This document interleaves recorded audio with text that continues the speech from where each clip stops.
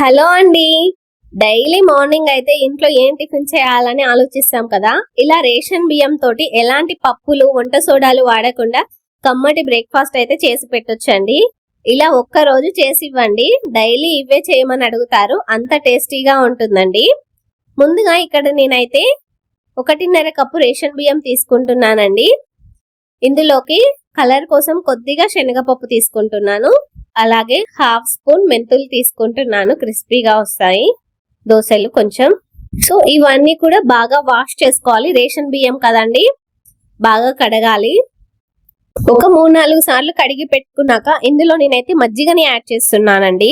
ఇక్కడ నేను 1.5 కప్పుల రేషన్ బియ్యంకి 2 కప్పుల పుల్లటి మజ్జిగనైతే యాడ్ చేస్తున్నాను. మనం మజ్జిగని యాడ్ చేసుకొని ఈ బియ్యాన్ని మొత్తం కూడా మనము రాత్రంతా నానబెట్టుకోవాలండి. రాత్రంతా నానబెట్టుకుంటే బియ్యం అయితే చక్కగా నానుతాయి. మార్నింగ్ లేచి మనము గ్రైండ్ చేసుకొని దోశలు వేసుకోవచ్చు. అయితే కొంతమంది మార్నింగ్ బియ్యం నానబెట్టి నైట్ మిక్సీకి వేసుకొని నైట్ అంతా పిండిని కూడా పులియబెడతారు, ఫర్మెంటేషన్ చేస్తారు. అయితే ఇష్టం ఉన్న వాళ్ళు అలా కూడా చేసుకోవచ్చు అండి. టైం లేదు, ఒక్కోసారి నానబెట్టడం మర్చిపోతాం కదా, ఇలా రాత్రి పడుకునే ముందు అయితే బియ్యాన్ని నానబెట్టుకొని మార్నింగ్ లేవగానే గ్రైండ్ చేసుకొని ఒక 1/2 అవర్ పక్కకు పెట్టి దోశలు వేసుకుంటే చాలా బాగా వస్తాయండి. అయితే మార్నింగ్ నేను బియ్యం మిక్సీ పట్టేటప్పుడు 1/2 కప్పు అటుకులను అయితే తీసుకొని కడిగి మళ్ళీ అదే మజ్జిగలో అయితే నానబెట్టాను. మనం ఈ బియ్యం మిక్సీకి పట్టుకునే లోపే అటుకులు నానుతాయి. సో తర్వాత అటుకులను కూడా గ్రైండ్ చేసుకొని మొత్తాన్ని కూడా పిండిని బాగా కలుపుకోవాలి. ఈ విధంగా మెత్తగా గ్రైండ్ చేసుకొని ఇందులో సాల్ట్ యాడ్ చేసుకొని ఒక 1/2 అవర్ పక్కకు పెట్టుకొని దోశలు వేసుకుంటే సరిపోతుందండి. నేను ఇందులో ఓన్లీ సాల్ట్ తప్ప నేను ఇంకేం యూజ్ చేయట్లేదు. ఎలాంటి వంట సోడాలు కానీ, ఈనో కానీ, బేకింగ్ సోడా కానీ నేను ఏం యూజ్ చేయట్లేదండి.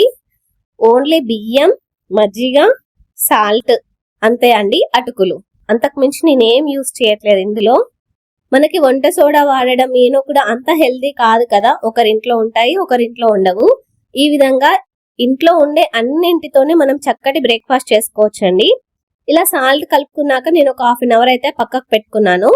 తర్వాత వేడి వేడి పెనం మీద నేనైతే ఇది క్యాస్ట్ ఐరన్ లో చేస్తున్నానండి. క్యాస్ట్ ఐరన్ లో చాలా బాగుంటాయి ఇవి అట్లు, చాలా టేస్టీగా ఉంటాయి. నాన్ స్టిక్ ప్యాన్ మీద కూడా వేసుకోవచ్చు అండి, పెద్దగా ఇష్టం ఉన్న వాళ్ళు అలా వేసుకోవచ్చు, లేదంటే ఇలా కూడా వేసుకోవచ్చు.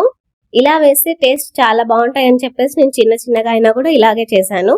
ఇలా ఒకదాని తర్వాత ఒకటి ఇలా అట్లు వేసుకోవడమే అండి, చాలా టేస్టీగా ఉంటాయి ఇవైతే.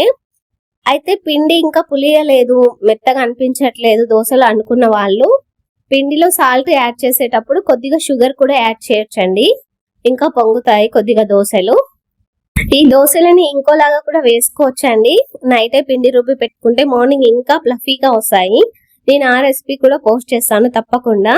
వీడియో నచ్చితే లైక్ చేయండి, అలాగే మన ఛానల్ని సబ్స్క్రైబ్ చేసుకోండి కదా. ఇలాంటి మరెన్నో వీడియోలు అయితే నేను మన ఛానల్లో అప్లోడ్ చేస్తాను.